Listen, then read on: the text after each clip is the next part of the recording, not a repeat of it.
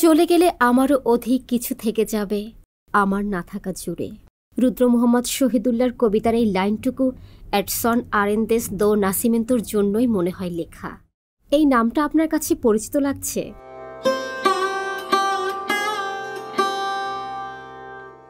Football প্রেমী হলেও এ নাম আপনার কানে নাই আসার কথা, কিন্তু যদি বলা হয় পেলের কথা, এই নাম শুনতে ফুটবল প্রেমী হওয়ার দরকার নেই। পেলে ছড়িয়ে পড়েছিলেন সর্বত্র। সঙ্গীতপ্রেমী না হলেও কিছু গান যেমন আমাদের কানে এসে পৌঁছে যায়, পেলে হলেন তেমন একজন, যিনি ফুটবলের চেয়েও বেশি কিছু। যে শিল্পীর কথা গ্রাম থেকে শহর পর্যন্ত সব মানুষের মনেও পৌঁছে গেছে, শিল্পীই তো তিনি, যার পায়ের শৈল্পিক জাদুতে তিনি বুঁদ করে রেখেছিলেন শুধু সমসাময়িক না, পরবর্তী প্রজন্মও।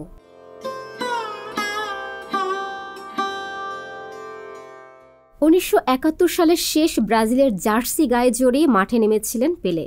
51 বছর কেটে গেছে, অথচ যাকে নিয়ে চর্চা থামছে না। কালোত্তীর্ণ শিল্পী না হলে এমন সম্ভব?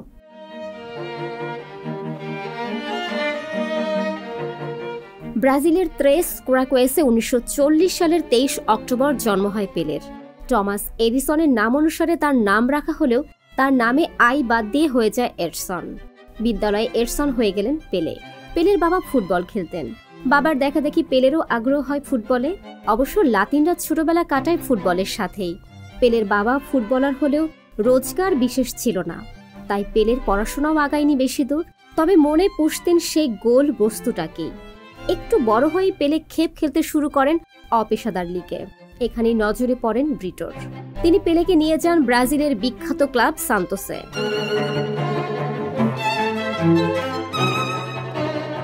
তারপর কেবল ইতিহাস।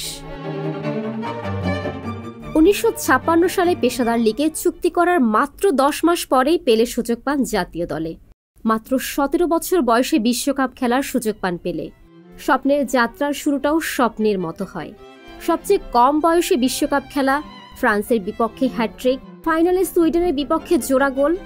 স্বপ্নের শুরু হতে আর কি চাই?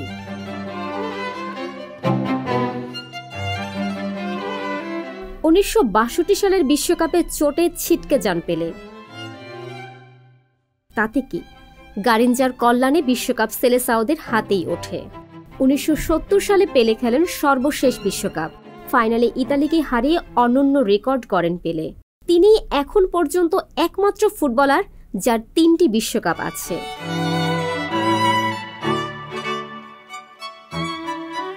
পেলের দুর্দান্ত সময় তাকে পেতে মুখিয়ে ছিল বড় বড় দলগুলো, কিন্তু ব্রাজিলের আদরের কালো মানিক দীর্ঘ 18 বছর খেলেছেন নিজের দেশের ক্লাব সান্তোসে। এরপর যুক্ত হয়েছিলেন নিউ ইয়র্ক কসমোসে। ক্লাবের হয়ে 659 ম্যাচে তার গোল সংখ্যা 643টি। দেশের হয়ে খেলেছেন 92 ম্যাচ, গোল পেয়েছেন 77টি।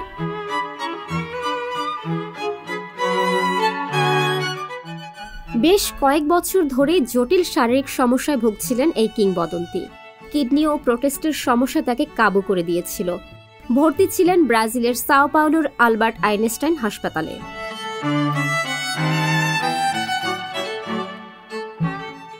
বিশ্বকাপের ভেতরেই গুজব ছড়ায় পেলের মৃত্যু নিয়ে। কিংবদন্তি নিজেই জানিয়েছেন তখন, বেঁচে আছেন, সুস্থ আছেন। এবার আর হলো না। 29 ডিসেম্বর রাত 1টায় ব্রাজিলিয়ান তারকা 82 বছর বয়সে চলে গেছেন না ফেরার দেশে।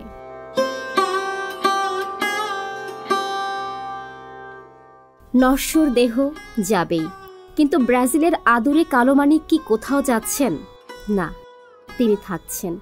ফুটবলের সাথেই জুড়েছেন তার নাম অনন্তকালের জন্য।